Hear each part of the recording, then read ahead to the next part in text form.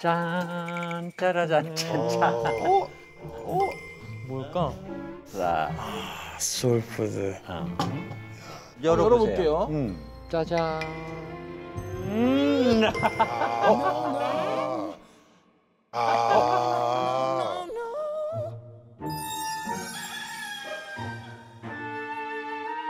삶은 계란. 네, 저는 이걸 굉장히 좋아하고 나의 옛 시절을 그대로 녹아내리는 거예요. 이거 얘기하려면 네. 슬퍼. 제가 아주 어린 시절이에요. 네. 전기불도 없는 완전 버스도 하루에 한 대 다니는데 그게 고장 나면 또 못 와. 거기에서 살면서 부모님들이 이제는 너 네 전문 직업을 한번 가져라. 뭐가 좋겠니? 그랬는데 어떻게 뭐를 보다가 보니까 남자가 여자 옷을 만든다는 거야. 난 엄마가 바느질하는 것만 봤지 아버지가 바느질하는 걸 못 봤잖아요. 그게 동화 속의 무슨 왕자님처럼 와닿는데 그게 마침 앙드레 김 선생님을 접하고 막 내 가슴이 끓어서 롤모델이 됐지 뭐 선생님이.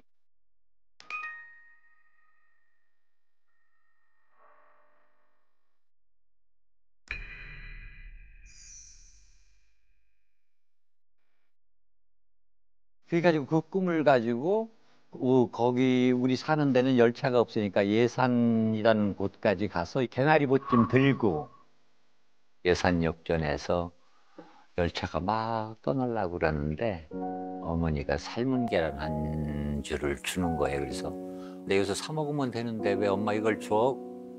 가만히 생각해 보니까 거기서 사 먹는 거보다 삶아 가지고 가는 게 5개는 더 먹을 것 같더라 해가지고 그걸 주는데 팍 몸이 그냥 막 흔들리는 거야. 근데 눈물이 쏟아지면서 그 마음에 눈물 반 콧물 반 사이다 반을 먹고 용산역에 내려서 이제 내 인생이 시작된 거 아니에요. 저는 마음이 언제나 그 삶은 계란에 까면은 그 열차간에서 용산역까지 오면서 이렇게 하나하나 까보면서 내 머릿속에는 야, 난 한번 멋있게 살아면서 세상과 더불어져서 내 여생을 마쳐야 되겠다는 꿈을 안겨준 그러한 먹거리이기 때문에 나의 소울푸드라고 생각해요. 이쯤에서 진짜 궁금했던 걸 하나 여쭤보겠습니다. 네네. 그 미리 백지수표를 이렇게 드렸어요. 선생님한테 드렸었는데 4,200원을 정해주셨어요. 근데 너무 적어서 깜짝 놀랐거든요. 맞아요. 내 인생을 바꾼 요금이잖아. 인생을 바꾼 요금이요?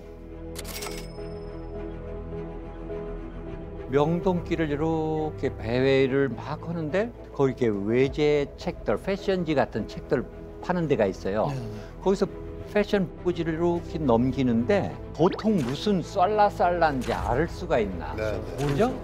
그래서 그 번역, 옛날에는 번역이라고 항상 써놨어요. 이렇게 번역을 하는데. 그러니까 어떻게 내가 궁금한 건 알아봐야 되잖아요. 어떤 내용인지 번역하는 데 가서 봤더니 세상에 파리에는 남자 미용사가 있더라고요. 그러니까 4,200원이 번역! 번역값. 그래서 번역료가 4,004페이지인가 5페이지 나와서 4,200원 했다니까. 그때 4,200원이면 엄청난 거예요. 선생님이 인생을 바꾼 금액이네요. 그렇죠. 그렇죠. 4,200원을 내고 번역을 안 하셨다면 오늘날 뭘로 우리 넘어가죠? 정말 이상일 선생님의 이 왕국은 없었다. 전 그게 모태라고 생각해요. 유학비를 어떻게 마련하셨는지. 유학비 인척이란 인척 생전 보지도 못한 고종의 8촌까지 찾아가면 그래도 이렇게 조금씩 주잖아요. 용돈을. 몇천 원씩. 우리 누나가 도와주고 그래서 뺀 거죠. 근데 확실한 건 실행력이 진짜 남다르신 것 같아요. 알렉산드르 드 파리라는 그 쌍제리에에 있는 헤어살롱을 찾아갔더니 아니 근데 원래는 거기 직원으로 써준다 뭐 이런 것도 없이 그냥 무작정 간 거예요. 그러니까 이 서울촌 놈이라는 게 뭐 가서 나 여기서 일하고 싶으면 다 한국처럼 이렇게 봐가지고 그래 그럼 내일부터 나와 이러는 줄 알았지. 와. 명함을 하나 주는 거야. 손짓발짓 해가지고 봤더니 국립미용학교 주소야. 네, 아 그러니까 거기서 일하겠다고 그랬더니 명. 명함을 줘서 여기 가서 배우고 와라. 그렇지, 그거지 말하자면. 근데 제일 중요한 건 그 나라에 응. 처음에 가보면 언어가 안 통하잖아요. 가기 전에 이 프렌치 하는 친구한테 그냥 외웠지. 아 그냥 외웠었어. 그러면 콩고는 언어가 뭐예요? 저희는 프랑스어. 무발락 프랑세? 무발락 프랑세? 무파울레 프랑세? 저기 5살 때 와가지고 한국어가 훨씬 편하고요. 외국 나가기 어려운 시대에 사실 그 잡지를 보고 내가 파리에 가서 이거를 좀 배워야 되겠다라고 생각을 하신다는 것 자체가 그렇죠, 그렇죠. 사실 아무나 생각하기는 좀 힘든 건데 그렇겠죠. 실행력도. 그렇게 도전을 하시고 바로 실행에 옮겼다는 게 대단하신 것 같아요. 진짜 그때부터 좀 남다르지 않았나라는 생각이 그랬을 거예요. 80년도인가? 세상이 막 바뀌고 이 큰 회사에서 패션 업체라는 게 생겨가지고 귀성복들이 등장하는 거예요. 그게 이제 시대와 어우러지면서 야, 이 나 직업 한번 바꿔야 되겠다. 그래서 그 우리나라에 1세대 헤어 디자이너, 남자 헤어 디자이너, 미용사가 된 거죠. 직업을 또 바꾸는 거예요. 그렇죠. 계속 변신을 해야 돼요. 이게 시대적 어떤 변화, 거긴 과감하게. 그래서 이제 그 학교에 네, 국립미용학교 네. 프랑스 국립미용학교에 들어가셨는데 그때 우리 마누라 만난 거지. 그러면 거기서 이제 사모님을 만나셔서 우연찮게 만났지. 우연찮게 만났.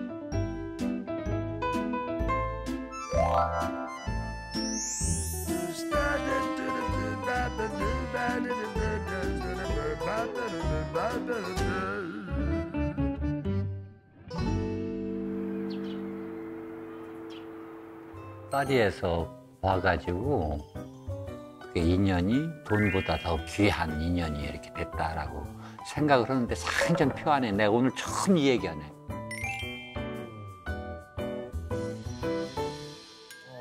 뭐 선생님 입장에서 롤 모델이라고 할 만한 패션 디자이너 분이 계셨나요? 발렌티노 갸라반이라는 디자이너가 있었어요. 발렌티노 갸라반이라는 디자이너가 그 68년에 자크린 오나시스라고 그 케네디 대통령의 미망인이 그리스 선막 왕이랑 결혼할 적에 웨딩 가운을 디자인을 해줬어요. 그 기사를 보면서 프랑스나 미국의 디자이너를 제치고 이태리 디자이너가 해준 거잖아요. 그 이태리로 유학을 가면 좋겠다라는 생각을 했었죠. 그 당시에 이태리로 유학을 가는 사람이 있었나요? 없었죠. 어... 제가 78년에 갔는데 디자인 유학은 1호니까. 사실 그 당시만 해도 뭐 해외여행은 절대 못 갈 때고 그쵸. 유학은 꿈도 꾸기 어렵던 시절이었는데 그쵸. 밀라노를 가려면 여기서 비행기를 타고 그때는 점버라는 비행기가 없어서 큰 비행기가 없었으니까 비행기 타고 DC-10이라는 조그만 걸 타고 타이완에 가서 타이완에서 방콕을 가서 방콕에서 사우디아라비아, 이락 이런 데서 또 다시 갈아타고 그리고 로마로 들어갔었어요.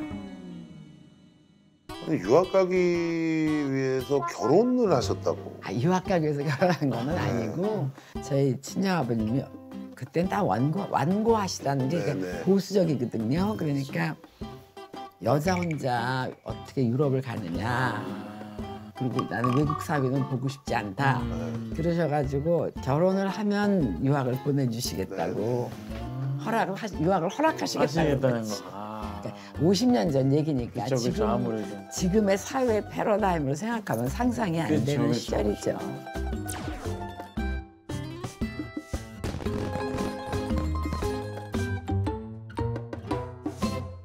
그럼 그 당시에 선택한 학교가 마랑곤이라고. 마랑곤이 예, 예. 유명한 곳인가요? 지금 유명하죠. 지금 유명하고.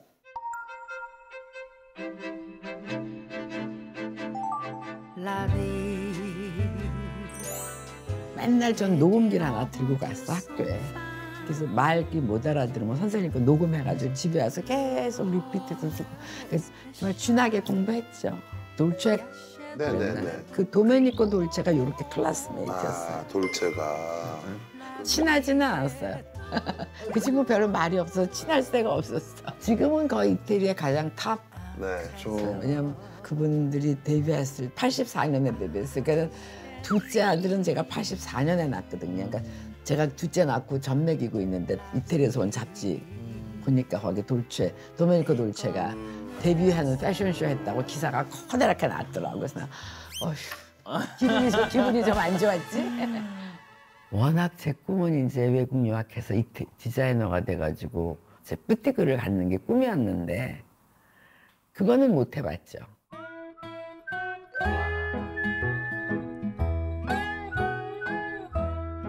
근데 그거 못한 건 지금 하나도 후회가 안 돼. 그거보다 훨씬 제가 다양하게 살았기 때문에 결혼도 했고 아들도 둘 낳았고 다양하게 살아봤잖아요. 그 당시만 해도 정말 뭐 우리나라에서 미국에 유학 가신 분들도 흔치 않을 그런 시절에 이탈리아 밀라노에 내가 패션을 공부하기 위해서 가겠다라고 생각하신 것 자체가 보통 용기 갖고는 안 되는 일인데 무모하지만 진취적인 거죠. 가보지 않으니까 어떻게 보면 자갈밭을 매는 것 같은 기분이었지만 또 그래도 내가 감으로 해서 길이 생겼잖아요. 귀국 후에는 그럼 패션 디자이너로 일을 하신 건가요? 처음에 이제 저한테 잡 오퍼가 온 게 이른바 대학에서 이제 강의해달라고 그리고 국립극장, 국립국악원 이런 데 이제 자문하고 무대상 쪽으로 그다음에 큰 패션 컴퍼니에서 이제 자문해달라고 그래가지고 이제 고문으로 있었죠. 에스카라는 토탈 패션 하는 회사에 고문으로 있었고 그다음에 이제 뭐로 갔었고 또 포스트 인터내셔널이라고 젊은 애들 브랜드 런칭하는 회사가 있어요. 거기 또 갔었고 제가 막 잡을 찾아다니지 않아도 일이 저한테 그냥 그리고 이제 한 행사 하나 맡아서 디자인 해드리면 또 그다음에 또 그다음 일이 또 찾아오고 찾아오고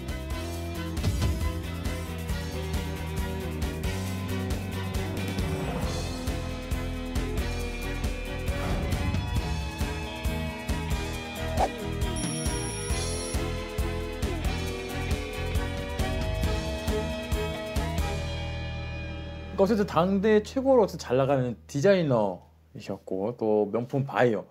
그러면 그때 혹시 연봉이 어떻게 됐을까요? 30년 전 연봉을 뭘 물어보셔. 그래도 뭐 그래도 어느 정도 제일 대충. 많이 받았죠. 그때는 요새는 역대 연봉이 억대 연봉이 요새 많잖아요.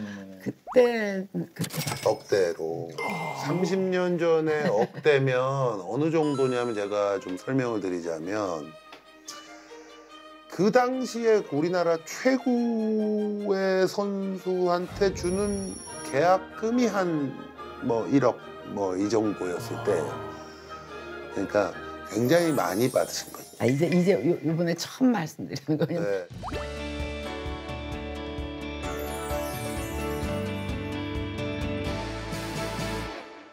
그래서 이제 86년 아시안 게임 아시나요? 네네네. 그때 이제 개폐회식 의상 제가 다 디자인했었고 개표회식 의상이라는 건 매스 게임. 그 게임 개회식 할 때 거기 나오시는 분들이 입은 입고 옷. 예. 나오신 옷. 다요? 다지.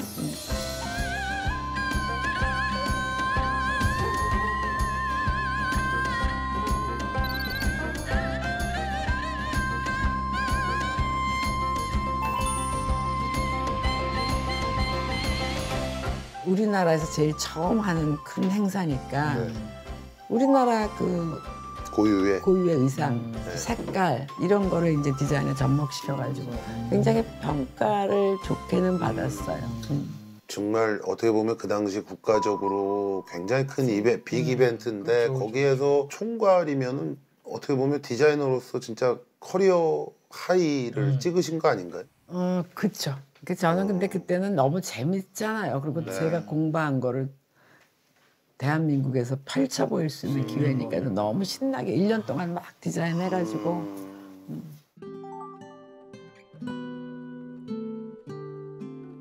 그때는 지금하고 시대가 다를 때니까 날 때는 그냥 참 가시밭길이었죠. 그렇죠. 그 올림픽 조직위원회가 있었어요. 조직위원회에서는 이제 제가 디자인을 위촉을 받아서 해드리니까 얼마라고 예산을 해놓으셨는데 그 예산 안에 디자인 뷰는 따로 없었어요. 아, 난 디자이너 대접을 받고 싶더라고. 그래서 아니 나는 할 수 있지만 난 디자인 뷰도 따로 주고 제작 뷰는 그럼 따로 해야지. 여기서 이렇게 한꺼번에는 안 된다. 그랬더니 그쪽에서도 곤란하다. 그래서 아 그러면 그냥 이걸 뭐 제가 가서 찢어버리든지 그냥 제가 알아서 할게요. 세게 나갔지. 뭐. 그냥 찢어버릴게요. 뭐 상관없으니까. 그때 그 조직위원회에 계시던 분들이 저한테 그랬어요. 건국 이래로 국가예비비에서 디자인료를 받으신 분이 처음이니까 이건 어디 가서 자랑하셔도 돼요. 여기서 자랑 한번 해보네. 이 프로에서 그런 에피소드가 있어. 그래서 받았죠. 그때 제가 한 500만 원 받았거든요. 중견간부 월급이 한 30에서 50만 원. 제가 1년 고생한 거에 비하면 많은 액수는 아니었지만 조직위원회에서는 저에 대한 예우를 해주시느라고 노력을 하신 거죠.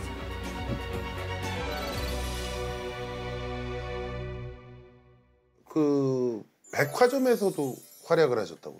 90년 초부터 우리나라가 이제 수입 자율화가 된 거예요.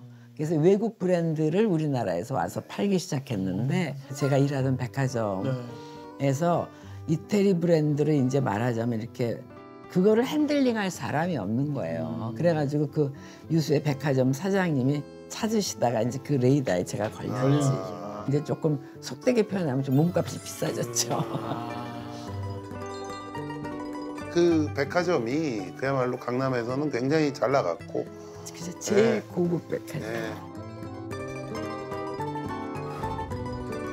한국을 대표하는 사람으로 그 이태리에 가서 이제 그 외국 브랜드의 대표들하고 협상을 하고